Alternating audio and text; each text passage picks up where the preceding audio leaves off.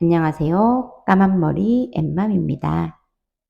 요즘 저는 결혼 정년기에 접어든 동생들과 시간을 보내는 일들이 많아져서 그들의 고민을 듣고 이야기를 할 기회가 있었어요. 직장에서 자리도 잡고 돈도 어느 정도 모으고 마음에 맞는 연인과 잘 지내고 있는 그들의 최대 관심사는 역시 결혼이었습니다. 결혼은 언제 하는 것이 좋은지 가장 궁금해 했고요.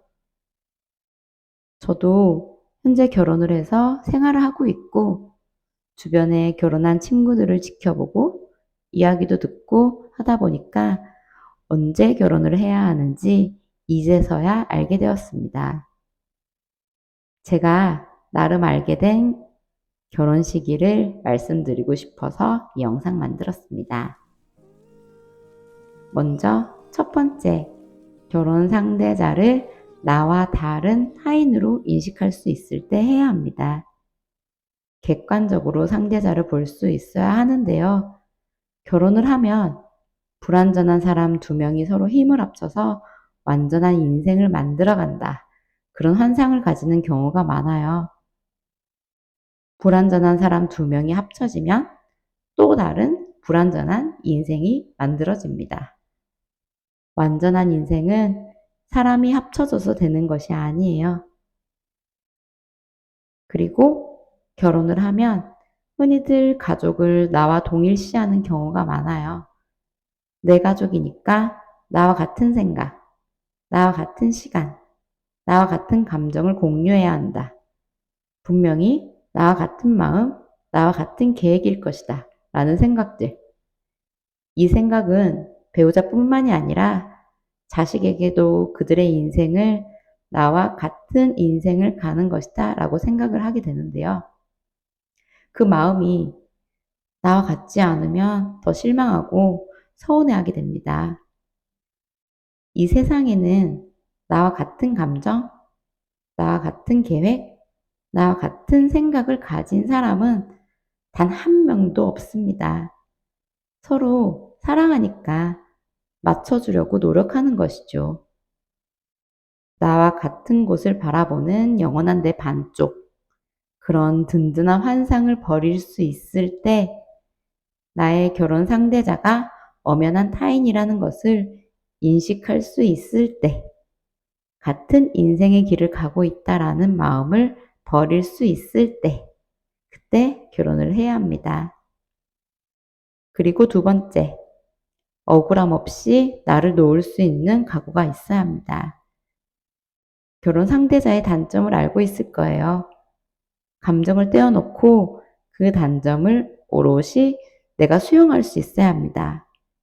내가 그 단점을 고칠 수 있다는 생각이 가장 안 좋은데요. 사람은 절대로 변하지 않습니다. 이런 이야기 많이 들어보셨죠?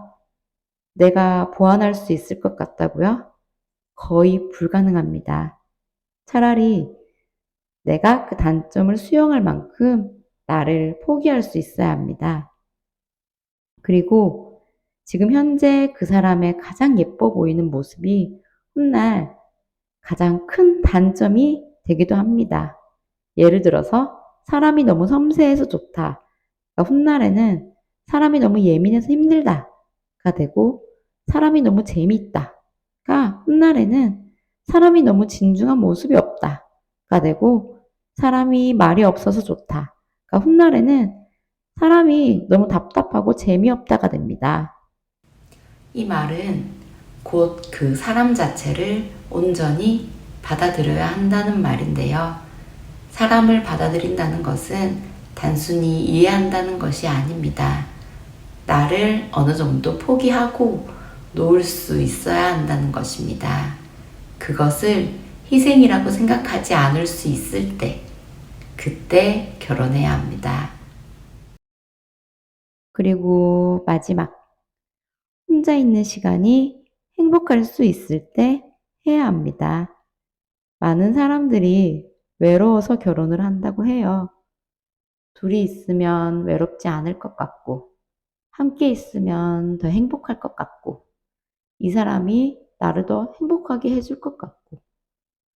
그러나 그런 기대로 결혼을 하게 되면 오히려 더 외로운 결혼 생활을 하게 돼요.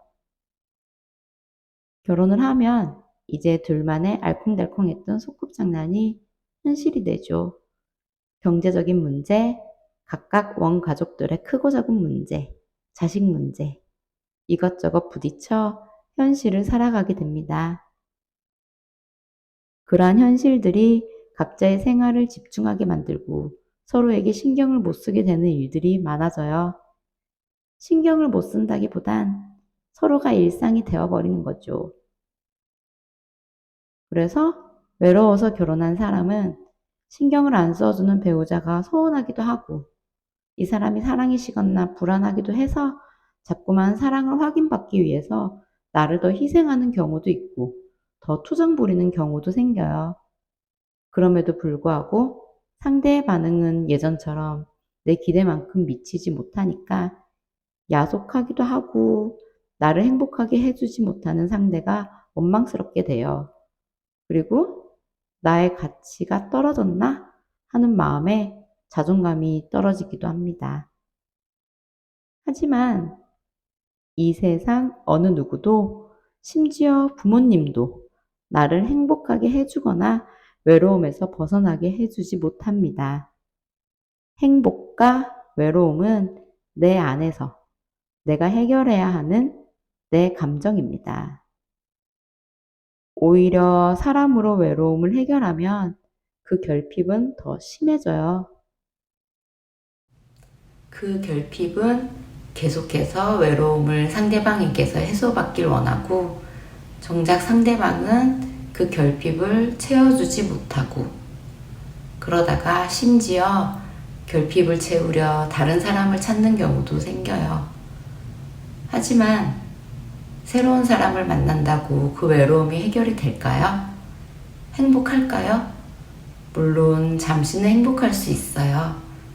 그러나 내 안의 결핍을 스스로 해결하는 방법을 찾지 못한다면 결과는 항상 똑같을 것입니다.